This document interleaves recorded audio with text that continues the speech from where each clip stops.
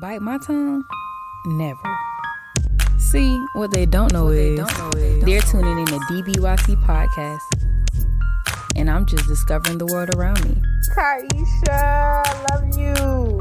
I feel like God is telling you to keep going. You quit on yourself, you really down bad.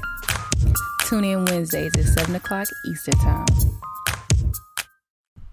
Welcome back to yet another episode of DBYT. I am your host, Tyesha, and today we are getting into part 3 of Barri B, the interview, and this section will be focused on Love Barri. So if you're not familiar with that project, go check it out on your favorite streaming service. And with that being said, let's get into it. Moving into Love Barri, can you tell me the story behind that? Oh yeah. So Love Barri is actually a love letter to the industry. I created Love Barri because I felt like I've never been able to put a project together that was truly like me. Mm-hmm. Like when I started engineering, like I was trying different sounds and different plugins and getting my own music to where it sounds great. Where I'm like, yes, this is perfect for what I want this song to be. And it gives the right emotion. So Love Barri, like starting it off with, if you don't mind, I'll go down the list. Go ahead. I'm fine with it. So Love Don't Cost a Thing. So basically that backstory, I'm gonna do short backstories. Okay. I was watching Love Don't Cost a Thing, of course, with Nick Cannon. And yeah, it was some stuff that was going on. I observe. I'm very observant. Like I talk and I do all that, but I'm very observant. I observe my surroundings. And it was a person that I know that was going through some domestic violence in their relationship. And it was just like, why? So Love Don't Cost a Thing was just like, yo, like, you don't know, but like literally you don't even have to pay and it could be handled. You know what I'm saying? In the most respectful manner. And that's how that first song came off. That came from that. Cause I'm a firm believer of domestic violence. I don't like it. Like I'm a firm believer of it shouldn't be here. People just need to have conversations and talk, and the man shouldn't put his hands on a woman. The woman should put her hands on a man. And it's no reason. You know what I'm saying? You got to do all that. Y'all might as well just leave each other alone and move on. Then going to the next song, Falling. It was a girl. It was this girl that, like, when you really falling for somebody, it's like, even when it was like, baby girl, I'm falling for you. I'm falling for you. Like, I be like, back when I was working, like making that song, like I was falling for the girl, but I didn't know where I wanted to go. Like, it's like, okay, I'm falling, but what do I want? Like, what's next? Like, you're falling, where you going? So that was that song. Then track number 3, Late Night Drive. I told you it came from a text message on Twitter. Well, not text message, but a tweet on Twitter. And and me driving to go get some food. And yeah, from there, Late Night Drive. We can take a late night. I heard the beat too. And a lot of these songs, I didn't write until I heard the beat. Like I hear the beat and it just like activates a whole nother something else. So that was that. And then the next song after Late Night Drive is, I believe it was Different. No, It's Like It. It's Like It. Okay, sorry. I'm over here thinking. It's a lot of records in my mind. But if I'm not mistaken, it's Like It. Like It was created. That was actually the first song that was created out of all those songs.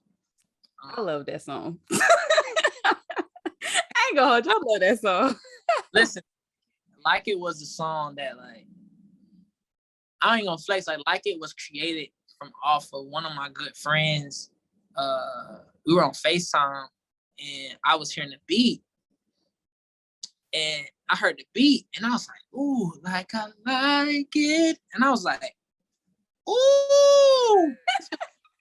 Like, I already knew, like, when I said, like, I like it. And I was like, oh, and it just blossomed into that.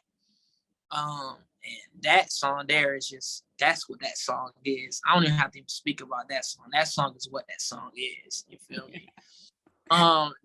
That after Like It, it was a different. And Different was about an ex of mine that before I moved back here to Valdosta, I was dating someone, and like the last like 4 months of being in Atlanta was like bad. Like I lost my job. I got evicted from my first ever apartment. Had to move in with my mom's friend. Like it was crazy. Like it was a crazy moment. And it was this girl that like she was there for me. My ex, I was dating her at the time. She was there for me, like made sure I was good. Like I had never I was working since I was 14. I've been working, and like here I am. Yeah. No, like lost my Publix job. I worked at Publix, lost that job, then went on to another job, all of that. And it was crazy. And it all came from just me trying to stay in Atlanta and trying to not come back here, and things just moved in the most, different ways. So Different was just about the girl, her being different, like bringing something out of me. She made sure I was straight.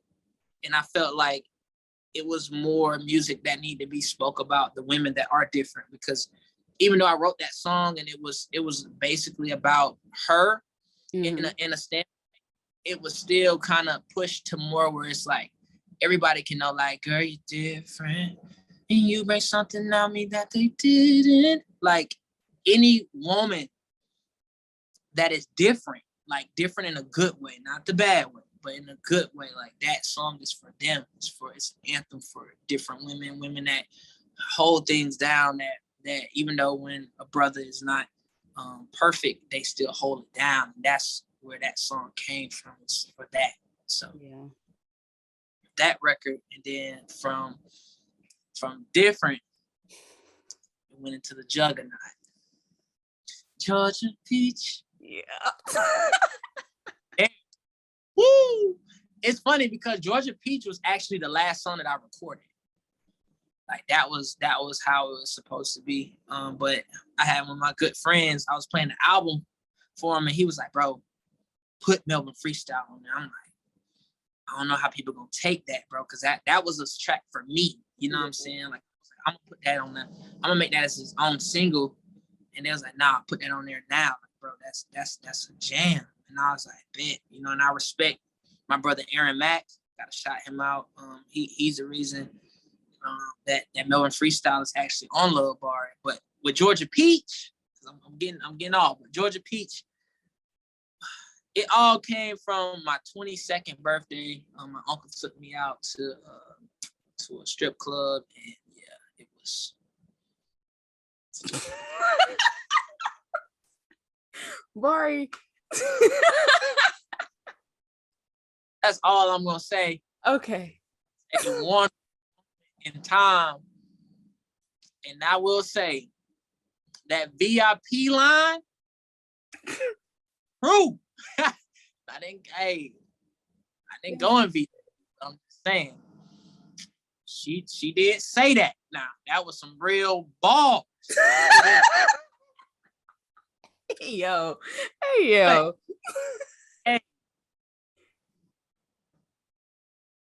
I had two. I didn't have one. I had two on my 22nd. I had two. And it was amazing. It was amazing time. Time to be alive. I threw 300 ones. They remember me. They remember me. I know they do. Oh my Lord. Okay. You stressing me out, Barri. You stressing me out. No, Georgia Peach. Yeah, it was about a lot of stuff, but it was also about like me knowing some people that is in that lifestyle. That's how they make their money, and I know those people. I know them. Not to say those people. I know them on a personal level. So not knowing their background and everything, it's like, yeah, like I know this girl from the West Side trying to, you know what I'm saying? Like I do. You know, I know a girl from the South Side. Like I'm from the West Side, and I was being raised on and off from the West Side and South Side with my grandmother's nonprofit. So I know a lot of people, but it was more of just like, yeah, it was just a vibe. Like, yeah, I was like, Georgia Peach. And I was like, oh, it's an anthem for Georgia. Georgia. Like, I knew it. When I sung Georgia Peach, I like, it ain't no song called Georgia Peach. I know it ain't. I started looking it up. I'm like, nah. But from there, then we get to Melvin Freestyle, where it really was a freestyle. Like I freestyled the rapping. That's kind of different for me because I don't really rap. Yeah. You know, I don't really rap like that, but it was like what I wanted to express, I couldn't sing it because it was like it wanted to be felt like it needed to be felt. Like I wanted to rap. I had to like spit it because it was like I wanted people to feel me on that. And even if it didn't make sense, like even with the communication, like I said, I just checked my bank account. I only had $1.11. Like I really have $1.11 when I made that song. Like it was literally, I got the screenshot. I said, I was looking at the 3 numbers like it's a message. And I'm feeling like my angel's telling me to come back to heaven. But I ain't really feeling that. I'm trying to get back to 7. 7 is completion with myself. I'm trying to get back to Melvin, my great-grandfather. I'm trying to give back. Oh my goodness. Sometimes I wish my father could get back. My father passed away when I was in Atlanta. So I was talking about my father, like my actual blood father, but then I'm also talking about my father. Yeah. So we can have communication about my sisters that's feeling lost. I want to know what's the cost for keeping from being tossed. Like them other girls I used to sneak up in my loft. Like them other girls I used to put up in my art. Ignoring all their calls. Fake, but I don't want that for you. Like, it's so much in that, like what's the cost of keeping, you know, some of my siblings from, you know, doing certain things that they do, or you know, because I feel like they do it because that's what's gonna make money, and then I was like, wait, I'm a hypocrite because the same women that I was, you know, I don't want my sisters to do, and I'm like, wait, I'm glorifying somebody else's sister, you know what I'm saying? So it was like me coming to like the realization of just me stop being such a hypocrite. I'm just gonna be honest. Like I was raised in a church home, so you know, judgment, you always told not to be judgmental, but it seems like not for my family for the most part, but just like people being around and being in that, you know, growing up, a lot of people judge a lot of people. So, but I don't want like anybody that's around me to feel less than, you know, because I have a battle of always feeling less than. I've always like growing up felt less than just in my own mind. So I was like, because I don't know if I can love you, because I don't want to hurt you, but I know I got to push you far away. I'm so damaged. Like you can take that in multiple ways. You know, I don't even know. Like it was just like whatever was good, I was pushing it away because I felt like I'm so damaged. I'm trying to heal myself. Woo. How can I heal and also like keep a person that I may care about or anything around me when I'm feeling these feelings? So it was like expressing that, getting it out, where it's like, yo, like I'm damaged. Like I need you to, I'm gonna have to push you away because I know you need to grow. And that's something I've been big on, is like understanding that, you know, just because you come across somebody or some people or people, like at the end of the day, your duty is to make sure they grow and have and be better, like regardless. And that goes with anything, with friendships, with relationships, with anything. So that's where the Melvin freestyle came from, was just me basically saying I'm damaged, you know what I'm saying? But I know that I'm a heal, and I know I'm gonna be better. But right now, it's like, yo, this is what I'm feeling. And you got to feel that. Like, you got to get that emotion out. So, yeah, that's Love Barri in the story. No, it's not, because you forgot Give or Take. Like, oh, whoa. Oh, Give or Take. Oh my God. I was like, I know he skipped over it, but I'm gonna come back around. Records, like, it's so many. Like, no disrespect, Give or Take. Shout out to Tyesha B. Shout out to Tyesha. Because I'm over here. Oh, so Give or Take. All right, so I'm gonna just keep it a buck. Give or Take came. Shout out to Andrew. Like Drew, Andrew. like the Drew I know? Drew. Mm-hmm. Okay. Drew is a huge reason for Give or Take. And I'm gonna tell you why. Because he was big. When I made Like It, he was like, bro, we need to like it too. Mm-hmm. And I was like, I don't want to like it too. He was like, no, too. I don't want that. Whatever. We had a whole nother song. Me and him had created something for, you know what I'm saying? And that was that of Like It Too. And then the beat, Tyesha was in here, Drew was in here, I was in here. Like, usually we used to always be in here just chilling, you know what I'm saying? And I was showing him some beats because I was getting ready to finish the album. And I played the beat, and Tyesha was like, oh my gosh, I love that beat. And I'm like, Tyesha, that's my beat. Like, she was like, oh, well, I get on the record. I was like, bet, but you know what I'm saying? I don't know what I want to talk about on the beat. Like, I don't know where I want to go with it. And then Drew was like it part 2. And I was like, bet. So then I already had a voice memo of like, if you like it, if you like it, and I love it. Like, that melody was already like, you know what I'm saying, hints of the inspiration. So if you know, you know. But yeah, like, and then we just, for the most part, I had already wrote my verse. Like, my verse, that front part, I had already wrote it, but it was for something else. I just had it. It hit me like a couple weeks before that. Like, and yeah, that's how that song got created. Like, it got created from there. Because I also wanted Tyesha to be on the album anyways. Yeah. She was one of the big artists that I was working with, so I wanted her on there. So yeah, but yeah, my bad. Dang, I skipped Give or Take. Give or Take was actually after Different, and then after Give or Take. Wait, yeah, Give or Take went to Georgia Peach. Yeah. Over here, like, because those, like, I was gonna say this for later, but those like my favorite. Those my 4 go-tos right there, like in that. Those songs right there, those my songs. So I was like, so he just gonna skip over it like that? Like, you gotta be mindful. Like, for me, I'm working on this second album, so like, I'm thinking of the lineup of that album. Yeah. Love Barri, because like, the thing that people don't know is like, when you go from Melvin Freestyle, it goes in layers, which is Love At. Like, that is the next chapter of Melvin Freestyle. So, yeah, a lot of these records be freestyles, and I be like, Lord, if I have to perform it, I gotta really rehearse, because a lot of these I just really like didn't even write. I just wrote it.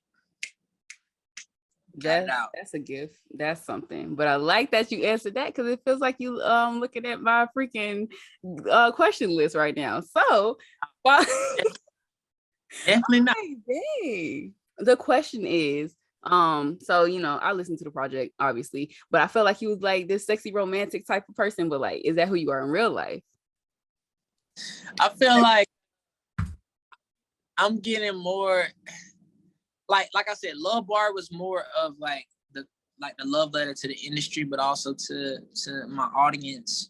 I'm a huge R&B guy, so you know, that romantic, loving type person is me. I don't put as much, and that's why I think I get it out through my music. Like, I get it out in that way. So it's like, okay, I got that emotion out. I can be able to move on to other emotions and other stories and other things. So, but yeah, I am. I feel like now, like with my next project, like in Layers, it's a lot more of like the love, romantic, but not as sexual. Yeah. I feel like Love Barri, I made sure that it was sexual records on there that was like for the grown, you know what I'm saying, the older crowd. And I say older because like 18 and up, you know what I'm saying. But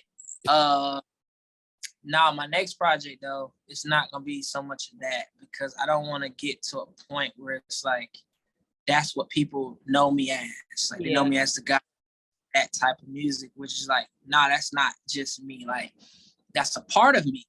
I'm human just like everybody else. So it's like I don't want it to become like, oh wow, he's gonna drop another 4 tracks of just nothing but sex. It's like, nah, not really, because that's not all of me. Like that's just a piece of me. Yeah. And it made me think of this record I got on my album called Off of Work. And it's gonna feel like a sex record, but it's actually an appreciation record. Yeah. It's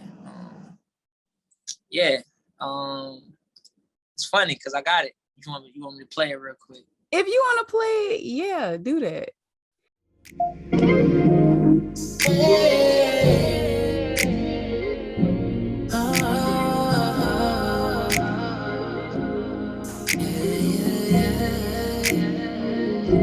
I'm tired of your 9 to 5. I'm ready just to rub you down, give you what you need. You need your sense of peace with me. Rub your back down and down, take it down. Let me rub you down and make sure that you know.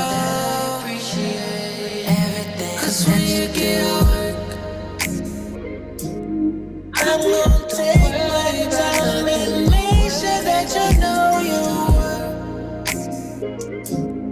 We almost climbed, but girl, I don't wanna be first. 'Cause your body makes me wanna work. So when you get to work, I'ma make sure I put in work. Yeah. That's a little snippet of that right there. Cause you about it. So I had to play that because like that's probably the only record on like my next project that's like that. That's fine. I heard it. I heard parts of it on IG, I believe. Yeah. Yeah. That's fine. It's a different vibe. But nah, I'm moving more from the sexual records to more of like that song is about appreciation, off of work. Like I feel like fellas, us as men, and I'm even speaking to myself, we need to do more appreciation. And I think that's just me getting older. I'm seeing how relationships are and how people are acting, and it's just like, how can I contribute to in a positive way to that? So that's where Off of Work. All right, everybody, that was the third part of Barri B, the interview. As we learn more about Barri B, we will start to see how much determination and talent he truly holds. Part 4 will be dropping next week, so stay in the loop as we challenge his strengths and his character. Thank you so much for the support that you all continue to give. I'm Tyesha, and I promise I won't bite my tongue.